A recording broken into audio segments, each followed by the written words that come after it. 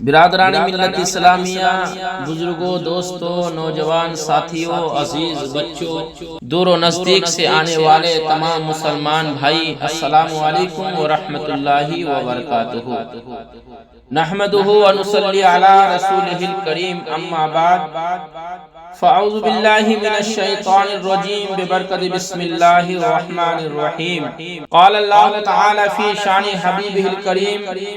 ان اللہ وملائکتہ یصلون علی النبی یا ایہا الذین آمنوا صلوا علیہ وسلموا تسلیما۔ اللہم صلی علی سیدنا و شفیعنا حبیبنا مولانا محمد وآلہ وسلم، صلاۃ و سلام علیک یا رسول اللہ صلی اللہ تعالی علیہ وسلم۔ برادران ملت اسلامیہ، میں نے ابھی جس آیت کریمہ کو اپنا موضوع سخن بنایا ہے، اس پر روشنی ڈالنے سے قبل میں آپ کو چند باتیں بتانا چاہوں گا کہ میں نے مشہور و معروف آیت کریمہ کی تلاوت کی ہے۔ اللہ تعالیٰ نے درود پڑھنے کا حکم دیا ہے، صلاۃ و سلام بھیجنے کا حکم دیا ہے، لیکن اس کام کو کرنے میں ہم سستی اور کاہلی سے کام انجام دیتے ہیں۔ حضرات محترم، جب درود پڑھنے کی باری آئے، جب حضور پر درود صلاۃ و سلام بھیجنے کی باری آئے تو آپ محبت سے، دل و جان سے نبی پر درود پڑھنے کی کوشش کریں۔ اپنے بچوں کو بھی یہ سبق دیں، اپنے بچوں کو بھی بتائیں، کیونکہ حضرت آدم علیہ السلام آخری وقت میں اپنے بیٹے کو یہی انہوں نے نصیحت کی کہ بیٹا، ایک آخری نبی آنے والے ہیں، ان پر تم ہمیشہ درود پڑھتے رہنا، کیونکہ آدم نے اپنے بیٹے کو یہ نصیحت کی۔ تو آپ اور ہمیں بھی چاہیے کہ اپنے بیٹے کو یہ نصیحت کرے۔ ہم سب کے باپ حضرت آدم نے جب اپنے بیٹے کو یہ نصیحت کی تو ہم ان کی اولاد میں سے ہیں، تو ہمیں بھی اپنی نسل کو اور اپنے گھر کے لوگوں کو یہ بتائیں کہ نبی پر درود پاک پڑھنے کی کوشش اور عادت ڈالیں۔ آج ہم ہر کام میں انجام دیتے ہیں، آج ہماری زبانوں پر طرح طرح کی چیزیں ہیں، آج ہماری زبانوں پر گانا ہے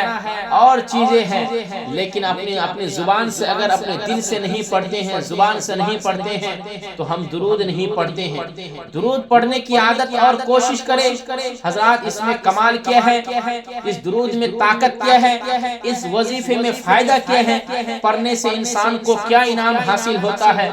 انسان کو کیا فائدہ ہوتا ہے، میں آپ کو بتانا چاہوں گا آج کے پیغام میں، کیونکہ اللہ تعالیٰ نے خود قرآن کریم میں ارشاد فرمایا ہے، ان اللہ وملائکتہ یصلون علی النبی یا ایھا الذین آمنوا صلوا علیہ وسلموا تسلیما۔ اس آیت کریمہ کا سیدھا سا ترجمہ بھی یہی بنتا ہے کہ اللہ تبارک و تعالی اور اس کے مقدس فرشتے اپنے پیارے آقا صلی اللہ تعالی علیہ وسلم پر درود بھیجتے ہیں، اور پھر دوسرے کو، مومنوں کو پڑھنے کا حکم بھی دیا ہے۔ یعنی اللہ اور اس کے مقدس فرشتے اس غیب بتانے والے نبی پر درود بھیجتے ہیں اور خوب صلاۃ و سلام پڑھتے ہیں، اور دوسرے کو بھی پڑھنے کا حکم دیا ہے۔ حضرات، جس کام کی شروعات خدا سے ہو، جس کام کا آغاز اللہ سے ہو، پتا چلا اس کام کا مرتبہ کیا ہوگا، اس کام کا مرتبہ کیا ہوگا۔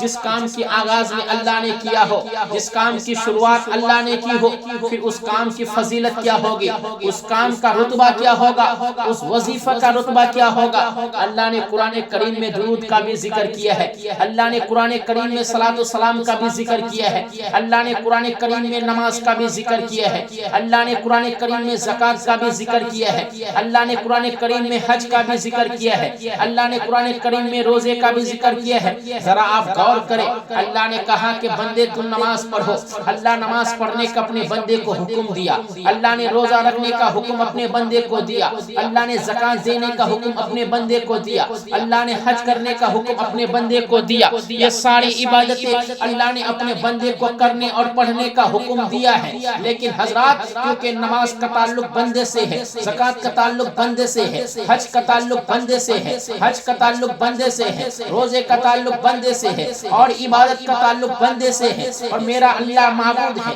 میرا رب خالق ہے، نماز سے بھی پاک ہے، زکوٰۃ حج سے بھی پاک ہے، یہ ساری عبادت سے پاک ہے، اس لیے اللہ خود نہیں کرتا ہے، دوسرے سے کرواتا ہے۔ نماز پڑھنے کا حکم دیا، خود نہیں پڑھتے، دوسرے کو پڑھنے کا حکم دیا ہے۔ اللہ روزہ نہیں رکھتا، دوسرے سے رکھواتا ہے۔ اللہ زکوٰۃ نہیں دیتا، دوسرے سے دلواتا ہے۔ اللہ حج نہیں کرتا، دوسرے سے کرواتا ہے۔ یہ ساری عبادتیں بندے سے تعلق ہے، اور یہ عبادتیں ہے وہ بندہ ہی کرے گا، اور اللہ تبارک و تعالیٰ یہ ساری عبادت سے پاک ہے، وہ معبود ہے، وہ خالق ہے، اس لیے پاک و صاف ہے، خود نہیں کرتا ہے، دوسرے کو کرنے کا حکم دیتا ہے۔ لیکن ایک ایسا وظیفہ ہے، لیکن ایک کام ایسا ہے، ایک نعمت ایسی ہے جو اللہ تعالیٰ نے خود پہلے اس کام کو کیا، اس کام کا انجام دیا۔ اللہ نے کہا بندو میں نے نماز پڑھنے کا تجھے حکم دیا، بندو زکوٰۃ دینے کا میں حکم دیا، روزہ رکھنے کا میں تجھے حکم دیا، اور عبادت کرنے کا حکم دیا۔ لیکن باری آئی اپنے حبیب پر درود پڑھنے کی، تو اللہ اپنے بندے کو پہلے حکم نہیں دیا، اپنے بندے کو کرنے کا حکم نہیں دیا، اپنے بندے کو پڑھنے کا پہلے حکم نہیں دیا، بلکہ اللہ تبارک و تعالیٰ خود اپنے پیارے حبیب صلی اللہ تعالی علیہ وسلم پر پہلے درود بھیجتا ہے، پھر اپنے بندے کو حکم دیتا ہے۔ اس سے پتا چلا یہ درود ایک محبت ہے جو اللہ خود کرتا ہے اور دوسرے سے بھی کرواتا ہے، خود کرتا ہے اور دوسرے سے بھی کرواتا ہے۔ حضرات ہم نماز پڑھتے ہیں، ہمیں معلوم ہے کہ نماز قبول ہوئی کہ نہیں ہوئی، کسی کو معلوم نہیں ہے، قبول بھی ہو سکتی ہے، رد بھی ہو سکتی ہے، کیونکہ اس نماز کی شروعات بندے کی طرف سے ہے، بندے نے کی ہے۔ یہ بندہ اس کام کو کرتا ہے، تو جس بندے کو جو بندہ جس کام کو کرے اس کام میں شک ہو سکتا ہے کہ اس میں ریا بھی آ سکتی ہے، دکھاوا بھی ہو سکتا ہے، اس لیے دکھاوا خدا کو پسند نہیں ہے، ریا اللہ کو پسند نہیں ہے، اس لیے قبول بھی ہو سکتی ہے وہ عبادت، قبول نہیں بھی ہو سکتی ہے، رد بھی ہو سکتی ہے، کوئی گارنٹی نہیں ہے، کوئی کہہ نہیں سکتا کہ آپ نے فجر کی نماز پڑھی رب کی بارگاہ میں قبول ہو گئی، ظہر کی نماز پڑھی قبول ہو گئی، عصر کی نماز پڑھی قبول ہو گئی، اپنے مغرب کی نماز پڑھی قبول ہو گئی، عشاء کی نماز پڑھی قبول ہو گئی، کوئی دعوے کے ساتھ نہیں کہے گا کہ قبول ہوئی کہ نہیں ہوئی، کیونکہ اس کام کی شروعات بندے کی طرف سے ہے، بندے نے یہ کام کو کیا ہے، اس لیے قبول بھی ہو سکتا ہے، رد بھی ہو سکتا ہے، اور جس کام کی شروعات خدا کی طرف سے ہو، خالق کی طرف سے ہو، اللہ نے اس کام کو کیا ہے، اس کام کا آغاز خدا کی طرف سے ہو، تو وہ کام میں کبھی ریا اور دکھاوا نہیں ہو سکتا ہے، کیونکہ اللہ ریا اور دکھاوا سے پاک و صاف ہے۔ جس کام کی شروعات خدا کی طرف سے ہو اور خدا نے اس کام کو کیا ہے، پھر بندے کو کرنے کا حکم دیا ہے، وہ کام کبھی رد نہیں ہوگا، ہمیشہ قبول ہی قبول ہوگا، قبول ہی قبول ہوگا۔ اس لیے مسلمانوں حضور پر درود پڑھنے کی عادت ڈالو، حضور پر کثرت سے درود پڑھنے کی عادت ڈالو۔ میں آج کے پیغام میں درود پڑھنے کے بارے میں ہی آپ کو میں بتانے کا مقصد ہے، صرف بتانے کا مقصد ہے، کیونکہ آج انسان نہیں پڑھنا چاہتے ہیں۔ انسان اگر کرنا چاہتے ہیں، اگر پڑھنا چاہتے ہیں تو دنیا کی ہر چیز کو پڑھنا چاہتے ہیں۔ آج ہمارے جوانوں کو دیکھو، گانا اس کی زبان پہ ہے، آج ہمارے جوان ہمیشہ گانا گاتے رہتے ہیں، دنیا کی قصے کہانی کرتے رہتے ہیں، ادھر ادھر کی باتیں لوگوں کی کہانی سناتے اور پڑھتے ہیں، لیکن درود پڑھنا نہیں جانتے ہیں۔ اے مسلمانوں، درود پڑھو گے تمہیں فائدہ ہوگا، درود پڑھنے سے تمہیں برکت حاصل ہوگی، درود پڑھنے سے تمہیں انعامات ملے گی، درود پڑھنے سے تمہیں سکون ہوگا، درود پڑھنے سے مصیبتیں ٹل جائے گی، درود پڑھنے سے آخرت کے لیے تمہاری تیاری کرنے کا سامان اور ذریعہ بن جائے گا، درود پڑھنے سے گھر میں سکون ہوگا، درود پڑھنے سے انسان کی ٹینشن دور ہو جائے گی، درود پڑھنے سے انسان کے کام میں برکت ہونے لگے گی، درود پڑھنے سے انسان کی زندگی اچھی ہو جائے گی، درود پڑھنے سے گھر کی ساری پریشانیاں ختم ہو جائے گی، درود پڑھنے سے گھر میں جو کوئی اور مصیبتیں ہیں وہ بھی ختم ہو جائے گی۔ حدیث پاک میں آیا ہے، اللہ کے رسول صلی اللہ تعالی علیہ وسلم نے خود فرمایا ہے، جو انسان درود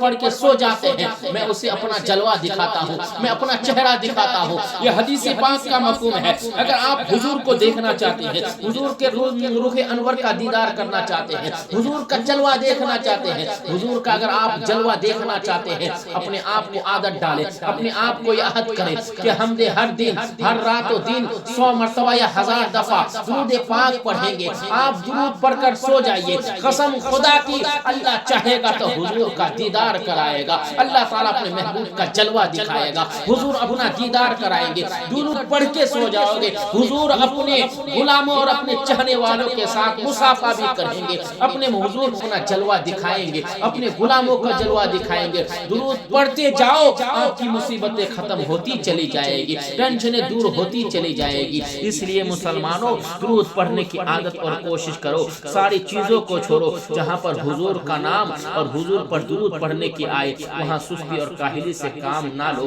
کیونکہ درود کا آغاز اور اس کام کا آغاز اللہ نے کیا ہے، اس کام کی شروعات خدا نے کی ہے۔ اگر آپ سے کوئی کہے کہ درود کیوں پڑھتے ہو نبی پر، کیوں پڑھتے ہو درود، تو ان سے ڈائریکٹ کہو مجھے کیوں کہتے ہو۔ اگر آپ کو فتویٰ ہی لگانا ہے تو خدا کی ذات پر لگاؤ، خدا پر فتویٰ لگاؤ، کیونکہ اس کام کو ہم نے نہیں کیا ہے، اگر ہمارے طرف سے ہوتا پھر ہم پر یہ فتویٰ ہوتا، اگر ہم اس کام کو کرتے پھر آپ مجھ پر فتویٰ دیتے۔ اس کام کو ہم نے نہیں کیا ہے بلکہ اس کام کو خدا نے کیا ہے، اللہ نے کیا ہے، اور اللہ پہلے اس کام کا آغاز کیا پھر دوسرے کو کرنے کا حکم دیا ہے، اس لیے ہم پر فتویٰ لگانے کی ضرورت نہیں۔ اگر لگانا ہے تو خدا کی ذات پر لگاؤ، جو اللہ نے پوری کائنات کو پیدا کیا ہے، وہی رب ہے جس نے ہمتن کرم بنایا۔ تو اللہ تعالیٰ نے کہا ہے کہ محبوب اگر تجھے پیدا کرنا مقصود نہ ہوتا تو کائنات کی کسی چیز کو میں پیدا نہ کرتا، اس لیے اللہ تعالیٰ نے اس کام کی شروعات کی ہے۔ آج سے عہد کرے انشاءاللہ درود پڑھنے کی کوشش اور عادت ڈالیں گے۔ اگر آپ اس کام کی شروعات کریں گے آپ ہر جگہ آپ کو کامیابی ملے گی، کبھی آپ ناکام نہیں ہوں گے۔ اگر آپ درود پڑھنے کی عادت ڈالیں گے یہاں پر بھی آپ کو کامیابی ملے گی، مرنے کے بعد قبر میں بھی، حشر میں بھی اور قیامت کے میدان میں بھی۔ اور اس درود کی برکت سے اللہ تمہیں جنت بھی عطا کرے گا اور جنت کی بہاریں بھی اللہ تمہیں دکھائے گا، اور خود اللہ اپنا جلوہ دکھائے گا، حضور کا جلوہ بھی تجھے دکھائے گا۔ یہ درود کی برکت اور فضیلت ہے، اس لیے ہمیں چاہیے کہ درود پڑھنے کی عادت اور کوشش کرے۔ استغفر اللہ ربی من کل ذنب واتوب الیہ وما علینا الا البلاغ۔ السلام علیکم ورحمۃ اللہ وبرکاتہ۔